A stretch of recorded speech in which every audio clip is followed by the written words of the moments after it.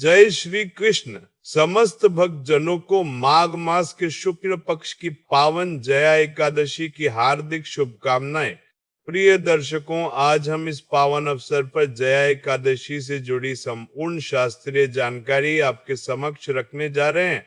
इस विषय में हम जानेंगे कि माघ शुक्ल पक्ष की जय एकादशी का व्रत किस दिन रखा जाएगा, इस व्रत को करने की विधि क्या है, इसकी महिमा क्या बताई गई है।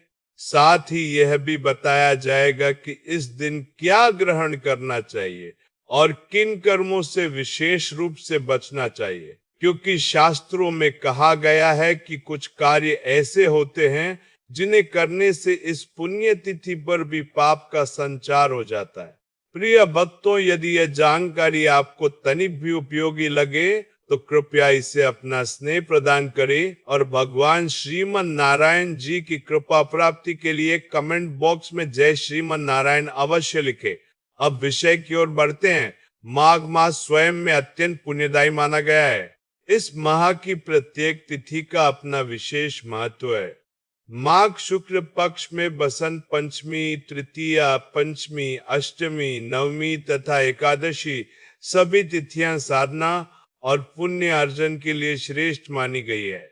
भगवान नारायण स्वयं कहते हैं कि जो मनुष्य माघ मास में स्नान करता है अथवा इस मास की एकादशी का विधि पूर्वक व्रत करता है, उसके समस्त पापों का नाश हो जाता है। माघ शुक्ल पक्ष की जया एकादशी को विजय प्रदान करने वाली एकादशी कहा गया है। यह एकादशी जीवन की कठिनाइयों पर विजय दिलाने वाली मानी जाती है।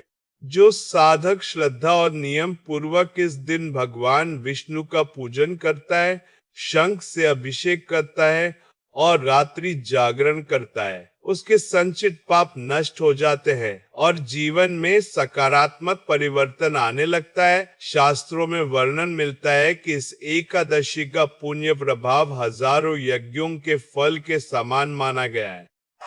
भगवान श्री कृष्ण ने युधिष्ठिर से कहा है कि माघ शुक्ल पक्ष की जया एकादशी का व्रत करने से मनुष्य ब्रह्म हत्या जैसे महापापों से भी मुक्त हो जाता है तथा भूत पिशाच आदि नीच योनियों से उद्धार पाकर मोक्ष मार्ग की ओर अग्रसर होता है। इस दिन पितरों के लिए तिल मिश्रित जल से तर्पण करना अत्यंत पुण्यकारी माना गया है। विशेष रूप से माघ मास की एकादशी पर किया गया तर्पण पितरों को अत्यधिक तृप्ति प्रदान करता है। इस एकादशी की महिमा का एक प्रसिद्ध प्रसंग भी मिलता है, जिसमें दो गंधर्व श्राप और पिशाच योनि को प्राप्त हो गए थे।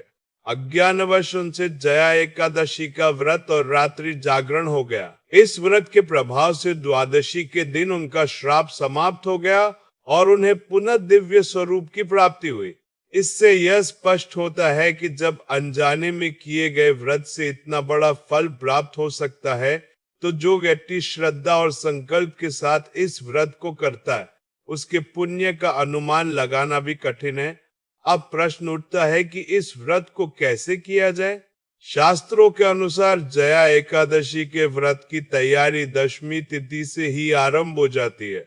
दशमी के दिन से ही साधक को अपने आहार विहार और आचरण को शुद्ध करना चाहिए। इस दिन से मांस मदिरा और तामसिक भोजन का पूर्ण त्याग कर देना चाहिए तथा मन, वाणी और कर्म से संयम धारण करना चाहिए। दशमी की रात्रि से ही भगवान विष्णु का स्मरण करते हुए व्रत का संकल्प लेना श्रेष्ठ माना गया है। इस व्रत को शास्त्रीय विधि और पूर्ण नियमों के साथ करना चाहिए। जो साधक श्रद्धा पूर्वक नियमों का पालन करते हुए इस व्रत को आरंभ करता है और विधि विधान से इसका समापन करता है, उसकी मनोकामनाएं अवश्य पूर्ण होती है। जया एकादशी के दिन पितरों के लिए तर्पण करना विशेष रूप से फलदायी बताया गया है। वैसे तो प्रत्येक एकादशी पर पितृ तर्पण का महत्व है, लेकिन माघ मास में वह भी एकादशी के दिन तिल मिश्रित जल से किया गया तर्पण पितरों को अत्यंत संतोष प्रदान करता है। आगे हम ये भी जानेंगे कि पितृ तर्पण किस विधि से करना चाहिए। भगवान श्री कृष्ण स्वयं इस एकादशी की महिमा बताते हुए कहते हैं कि जया एकादशी के पुण्य प्रभाव से माल्यवान नामक गंधर्व और गंधर्व कन्या पुष्पवती का उद्धार हुआ था। देवराज इंद्र के श्राप से वे दोनों पिशाच योनि को प्राप्त हुए और लंबे समय तक घोर कष्ट भोगते रहे। एक बार अज्ञानवश उनसे माघ शुक्ल जया एकादशी का व्रत हो गया और उसी रात्रि उनसे जागरण भी हो गया। इस व्रत के प्रभाव से जब अगले दिन द्वादशी का सूर्य उदित हुआ तो देवराज इंद्र का श्राप समाप्त हो गया और दोनों को पुनः अपना दिव्य गंधर्व स्वरूप प्राप्त हुआ। इस प्रकार यह एकादशी मनुष्य के अत्यंत भारी पापों का भी नाश करने वाली मानी गई है। जब अनजाने में किए गए व्रत से इतना महान फल प्राप्त हो सकता है, तो जो व्यक्ति संकल्प लेकर श्रद्धा से पूजन करता है उसके पुण्य का वर्णन करना किसी के लिए भी संभव नहीं है। और अब स्वाभाविक प्रश्न यह उठता है कि इतना फलदायी व्रत किया कैसे जाए, इसकी विधि क्या है, इसके नियम कौन कौन से हैं और इसका पालन किस प्रकार करना चाहिए। शास्त्रों में बताया गया है कि जय एकादशी के व्रत की तैयारी एक दिन पहले अर्थात दशमी तिथि से ही आरंभ हो जाती है। दशमी के दिन से ही व्रती को अपने आचरण और आहार को शुद्ध कर लेना चाहिए। इस दिन से मानसिक और शारीरिक रूप से मदिरा, मांस आदि का पूर्ण त्याग कर देना चाहिए। बहुत से लोग एकादशी का व्रत तो रखते हैं, लेकिन जीवन में मांस, मदिरा का सेवन भी करते हैं। ऐसे साधकों को विशेष रूप से एक दिन पूर्व ही इनका त्याग कर देना चाहिए। ऐसा नहीं होना चाहिए कि दशमी को सेवन किया जाए और एकादशी के दिन त्याग किया जाए। यह व्रत अत्यंत कल्याणकारी होता है और अगले दिन इसका पारण भी उतनी ही सावधानी और विधि पूर्वक करना आवश्यक होता है।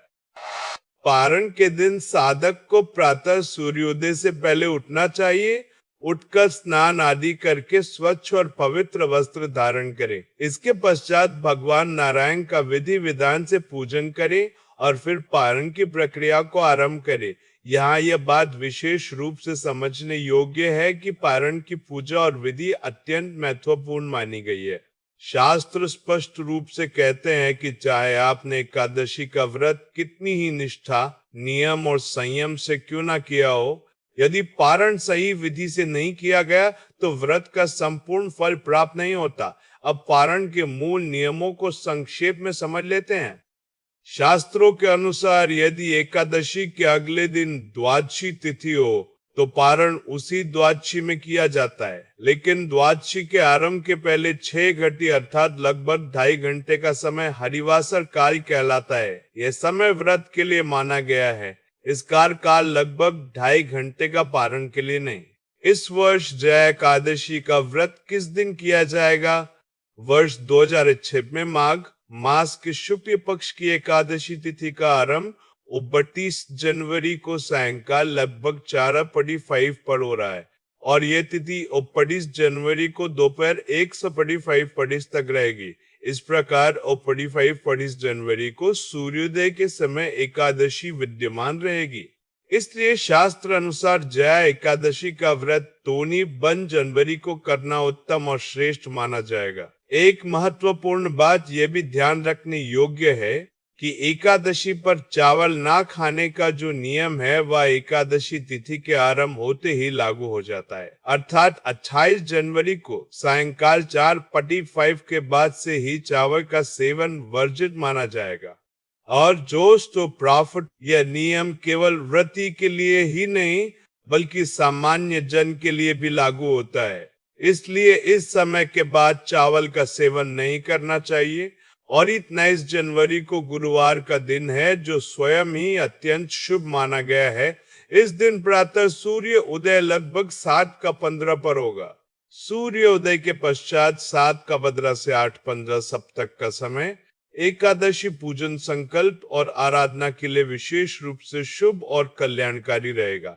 इस समय में पूजन करने से व्रत का फल और भी अधिक प्राप्त होता है। अब पारण की बात करें तो क्योंकि व्रत 25 जनवरी को किया जाएगा, इसलिए पारण 30 जनवरी को किया जाएगा।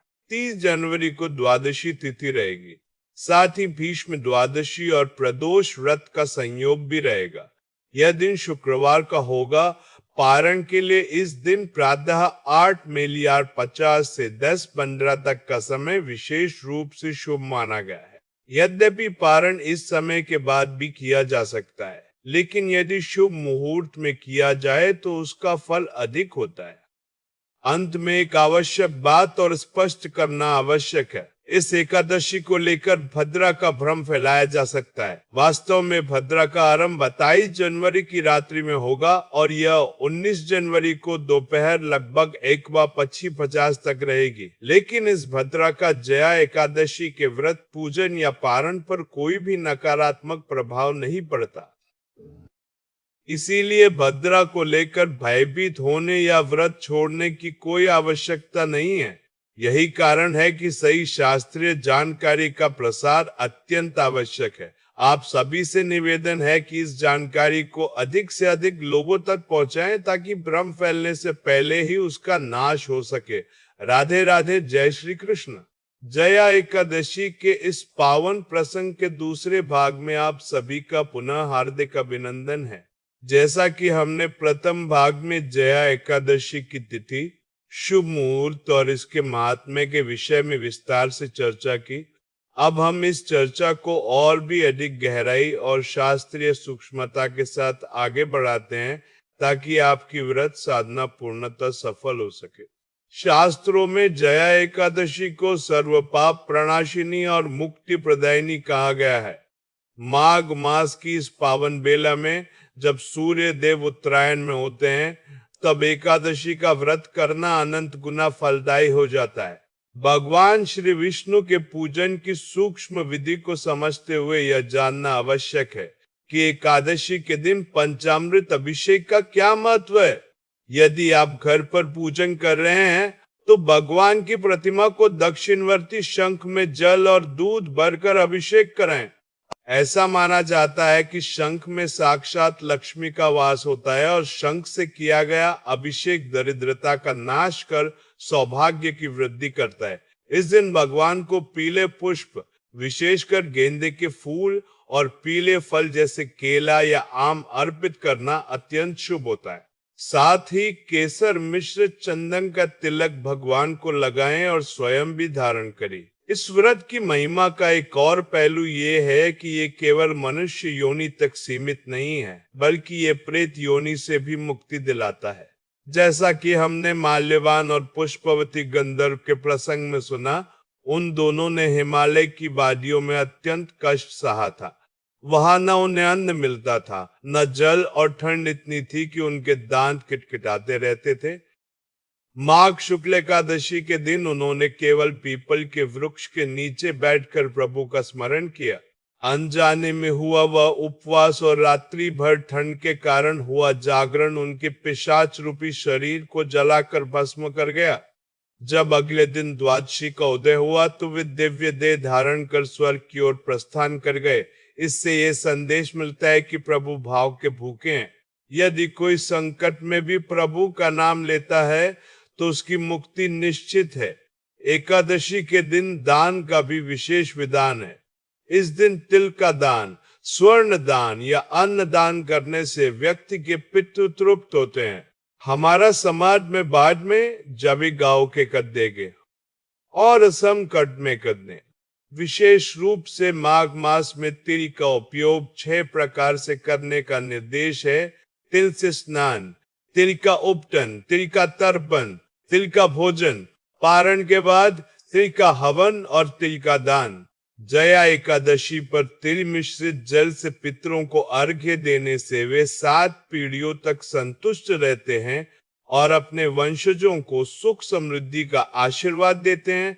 यदि आपके परिवार में किसी की अकाल मृत्यु हुई हो या पितृदोष की समस्या हो तो इस एकादशी का उपवास और तर्पण रामबाण सिद्ध होता है।